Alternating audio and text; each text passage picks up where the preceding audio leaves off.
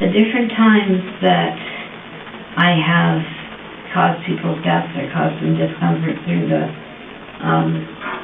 insulin, I believe it was the influence of that.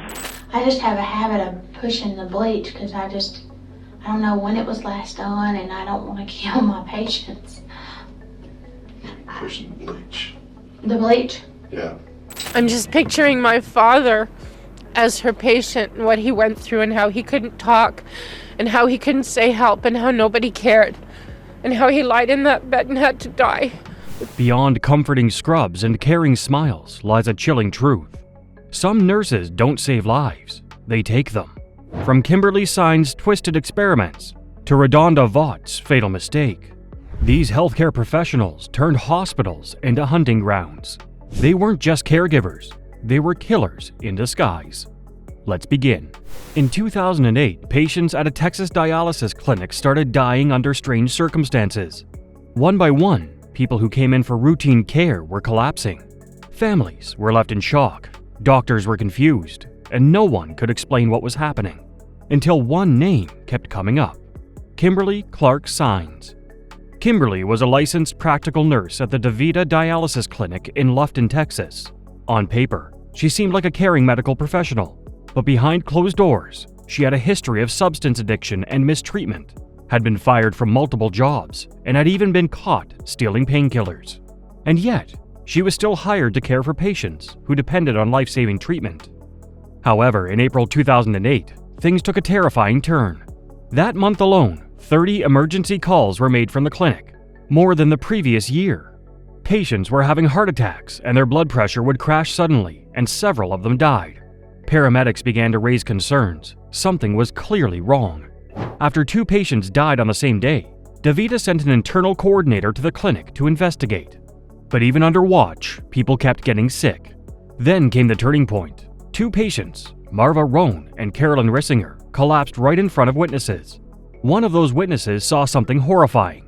Kimberly was seen doing something unusual with the dialysis machine, which raised concerns. The bucket she used and the syringes were found to contain traces of bleach. Kimberly said she was cleaning a machine, but the way she did it wasn't allowed by company rules. The clinic was temporarily closed and authorities began an investigation. Eventually, it was discovered that her actions had put patients' lives in danger. Forensic teams discovered that Kimberly had been present every single time a patient had coded or died. When they searched her computer, they found searches like "Can bleach kill you?" and "Bleach injection death." She even mentioned bleach before the detectives brought it up. Her digital trail betrayed her. Let's go backwards to Clark Goldban. I want to hear the facts. Who is this woman? She's what, in her 30s? Investigators brought in a scientist from the CDC to help with the case. After testing blood samples, he found a rare chemical marker that appears only when certain cleaning agents enter the bloodstream. This marker showed that something harmful had affected the patient's blood, leading to serious health problems. It was the evidence they needed to confirm what had happened. But why would a nurse do this? Co-workers said Kimberly hated some of the patients. Others said she was overwhelmed, battling addiction, and hated her job. Some believed she wanted attention or was trying to act like a hero in a crisis she created. Whatever the reason, she played with lives like they meant nothing.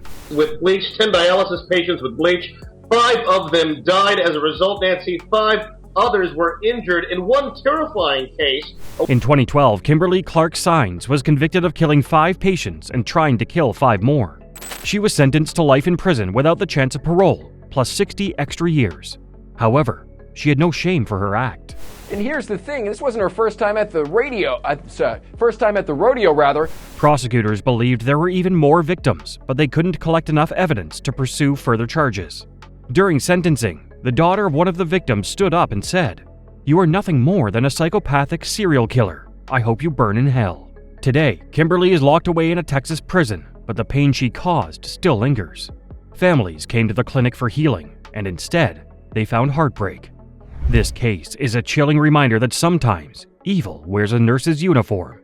Our next case explores how a nurse's steady hands became the tools of a silent, calculated death.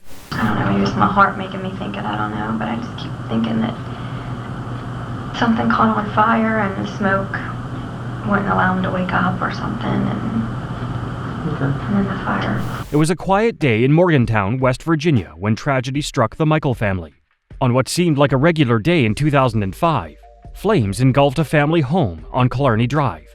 But what fire crews found inside was not just destruction, it was horror. The lifeless, burned body of Jimmy Michael lay in the ashes.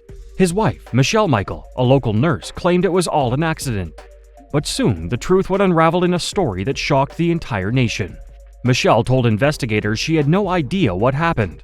She had gone to work at Ruby Memorial Hospital and returned to find her home burned to the ground. But something didn't sit right with authorities. The fire looked suspicious, and what they'd find out next was even more disturbing. Jimmy Michael hadn't just died in the fire, he'd been killed. Investigators dug deeper. It turned out Michelle had access to a surgical substance called rocuronium, a powerful muscle relaxer used in medical procedures. Evidence showed she had injected her husband while he was in bed, paralyzing him. I don't, gosh, go to jail or go forever for life.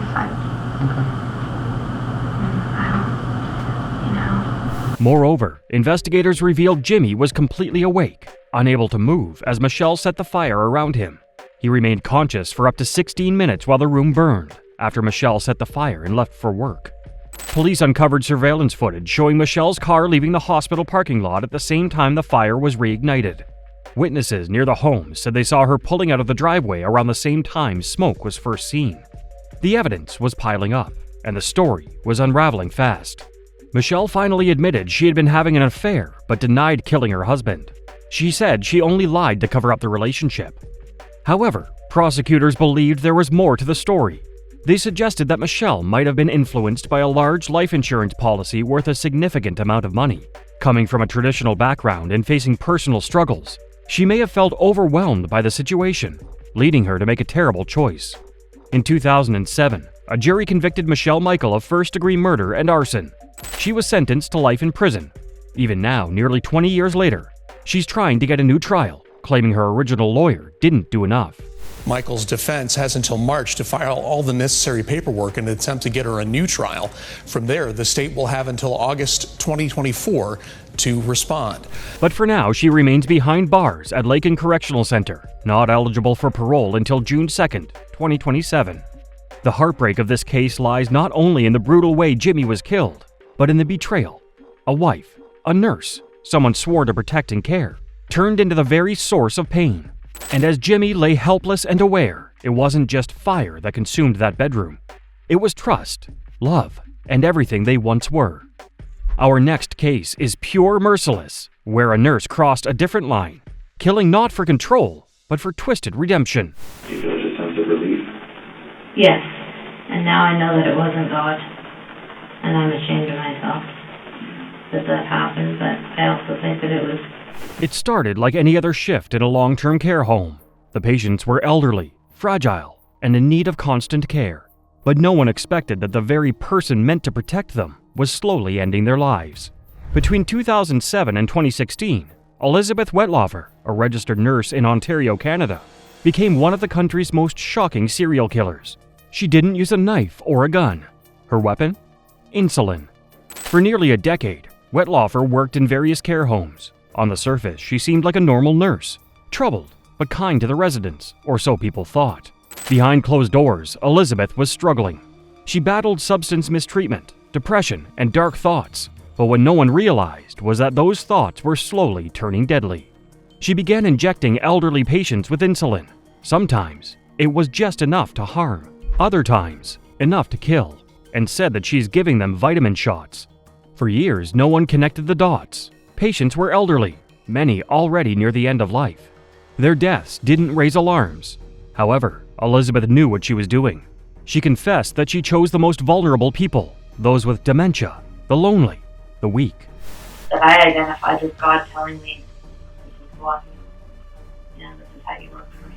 It wasn't until 2016 that everything unraveled. She entered rehab and, in a surprising turn, confessed to staff there that she had killed multiple people. Staff notified the police, and soon, a full investigation began. Police were stunned. She admitted everything, killing 8, 6 more attempts. She even gave names and dates and wrote a full confession by hand. The confession was deeply unsettling. Elizabeth spoke about intense feelings she called surges that seemed to overwhelm her. She described it as if something was pushing her to act in ways she didn't understand. She said she tried to resist and even confided in a pastor and a lawyer, but they didn't take her seriously. In one haunting moment, she described laughing after a killing. Not real laughter, but something deep inside her, like a cackle from the pit of hell. Elizabeth didn't kill for money, revenge, or fame. She claimed it was about control, something inside her that wanted to end suffering. Also, she admitted she knew what she was doing was wrong. In her own words, it was either God or the devil that told her to do it. But no matter what she believed, the result was the same. 14 victims harmed, 8 of them gone forever.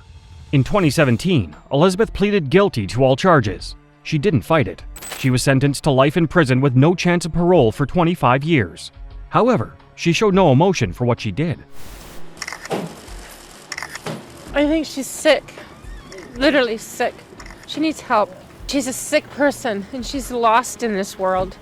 That means she won't even be eligible for release until 2041, and even then, it's unlikely she'll ever walk free again. She was feisty. Was she? Yeah. She didn't hurt the nurses or anything. She's just very outspoken and feisty, and one night she said, I'm gonna die tonight. She was sent to a high-security facility to receive treatment.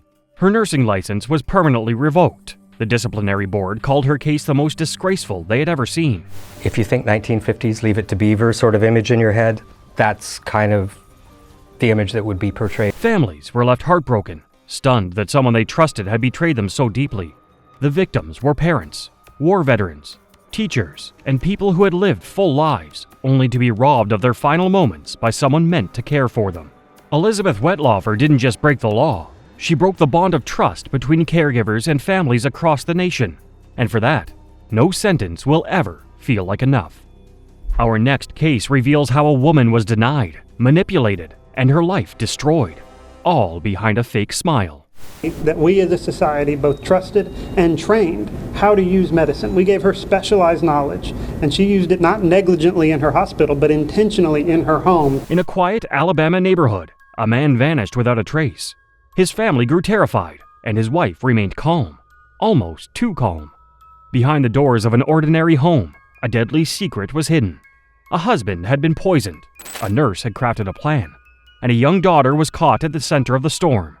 What happened to Jim Capello was not a tragic accident. It was a calculated act of darkness, carried out by someone with years of medical training and a hidden motive no one expected. On an ordinary day in September 2018, Jim's friends and family quickly sensed something was off. He wasn't the type to just vanish. Jim was reliable, always in touch, but what truly raised eyebrows was his wife, Nikki. She didn't report him missing and didn't seem concerned, and her strange behavior only deepened the growing suspicion. The police began their search, and not long after, Jim's lifeless body was discovered. And she began driving to their South Huntsville home. Henderson testified when she got to the house, it was already taped off, swarmed with police. His cause of death was insulin poisoning, but Jim wasn't diabetic. He had no reason to have insulin in his system.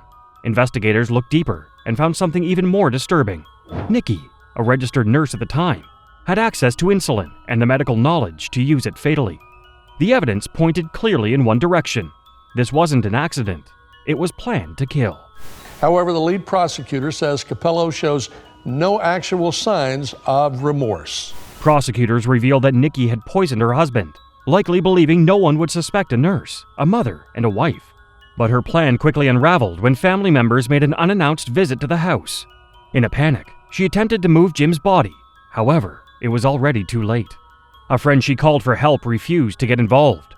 From there, the truth began to surface, and soon, Nikki was arrested and charged with murder. While a clear motive wasn't publicly confirmed, many close to the case believed there were growing tensions in their marriage. Financial stress, personal issues, and resentment may have pushed Nikki to commit the unthinkable. Sister Jamie tells me Nikki is grasping at straws, and that request was expected. Capello's defense team requested a new trial, arguing there was not enough evidence. In July 2022, Nikki Capello was sentenced to life in prison. However, she chose to remain stone-faced and emotionless. Prosecutor Tim Duthett said it best: "We rarely meet someone truly unrepentant and evil. This was one of those times." Now, Nikki will spend the rest of her life behind bars. A civil lawsuit may follow as Jim's family continues fighting for justice. And Jim's daughter, Riley.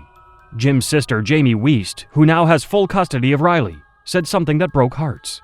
She almost got away with it, but Jamie refused to give up. She was determined to find her brother, and she did. Our next case is pure dread. It reveals how a tragic error takes an innocent life. And were emotional in saying that they believed Vaught deserved a second chance. Knowing my mom, the way my mom was and stuff, she wouldn't want to see her pull no jail time.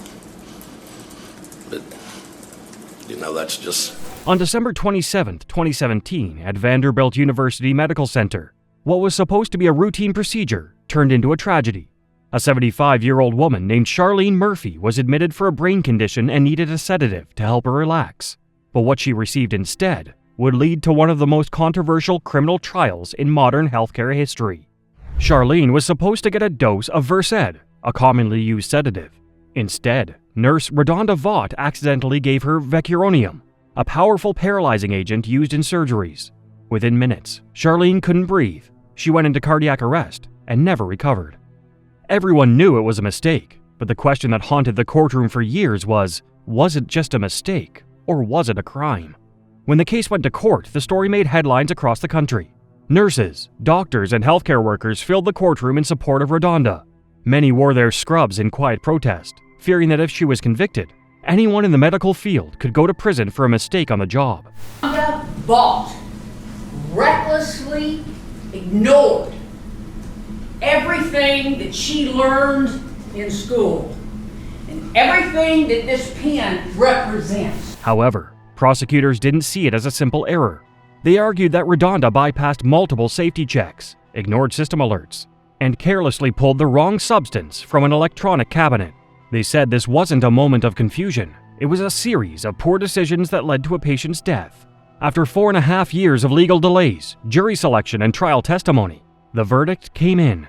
RaDonda Vaught was found guilty of criminally negligent homicide and mistreatment of an impaired adult, and sentenced to 3 years. Her face stayed calm, but her future had changed forever.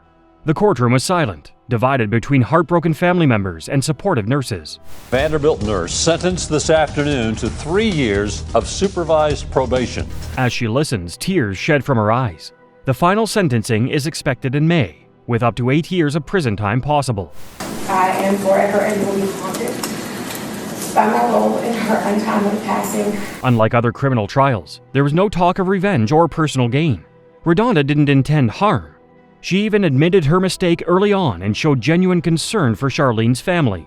But the prosecution said intention doesn't erase responsibility, and that her negligence still cost a life. Having issues which forced RaDonda to override the normal safeguards. Vaught's defense attorney argues there are multiple people to blame for this death, but she is getting all the blame. As a result of this negligence, RaDonda lost her nursing license and now faces years behind bars. They're showing their support for former Vanderbilt nurse RaDonda Vaught. She was found guilty of criminally negligent homicide for giving a patient a fatal dose of... RaDonda addressed fellow healthcare workers after the trial, saying, "Don't let this defeat you. Keep doing your work with honesty. Hold on to your standards." The actions of these deadly nurses shattered the trust placed in them, turning places of healing into scenes of horror. Their reactions in court showed that no amount of remorse could undo the lives lost.